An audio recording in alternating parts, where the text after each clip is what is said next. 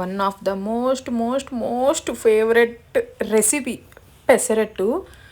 ఈ పెసరట్ని నేను 4 లెవెల్స్లో డివైడ్ చేశాను. ఇందులో మీకు ఏది ఫేవరెట్టో మర్చిపోకుండా కామెంట్ చేసేయండి. చూద్దాం ఎవరికి ఏ పెసరట్టు ఇష్టమో. సో రెసిపీలోకి వెళ్ళిపోదాం. ముందుగా 1 కప్పు పెసలు, పావు కప్పు బియ్యము, 1 టేబుల్ స్పూన్ మెంతులు, 3 టేబుల్ స్పూన్స్ పచ్చిశనగపప్పు ఇవన్నీ వేసుకొని వాటర్ వేసి ఓవర్ నైట్ సోక్ అవనివ్వాలి.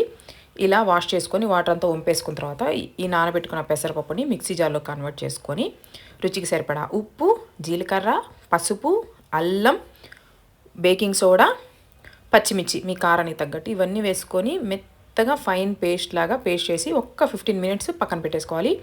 ఈలోపు మనం కొబ్బరి పచ్చడి రెడీ చేసుకుందాం. ఇప్పుడు ఒక బాండీలో పచ్చిమిర్చి వేసి వేయించుకోవాలి. కారం కొబ్బరి చట్నీ ఎక్కువే పడుతుంది, అప్పుడే టేస్ట్ బాగుంటుంది. ఎందుకంటే కొబ్బరి స్వీట్ ఉంటుంది కాబట్టి పచ్చిమిర్చి వేయించుకొని పచ్చి కొబ్బరి ముక్కలు అండ్ సాల్ట్ అంతే ఇవన్నీ కలిపి మెత్తగా పేస్ట్ చేసుకొని పోపు వేసేసుకుంటే మన కొబ్బరి చట్నీ అయితే రెడీ. మీకు కావాలంటే పల్లి చట్నీ కూడా చేసుకోవచ్చు.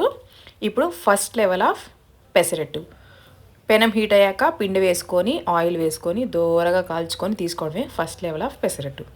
Second level of pesarattu, dosa పిండి వేసుకొని దోశలాగా స్ప్రెడ్ చేసుకున్న తర్వాత మీకు నచ్చిన కారం, నేను ఇక్కడ కరివేపాకు కారం వేసుకొని ఆయిల్ వేసుకొని దూరగా కాల్చుకోవాలి.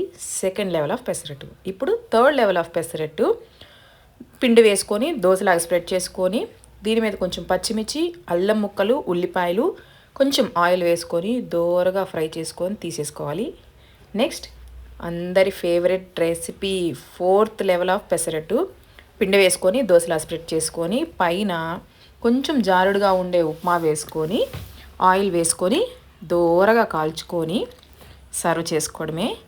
ఈ 4 లెవెల్ పెసరట్లో మీకు ఏది బాగా ఇష్టమో కామెంట్ చేసేయండి.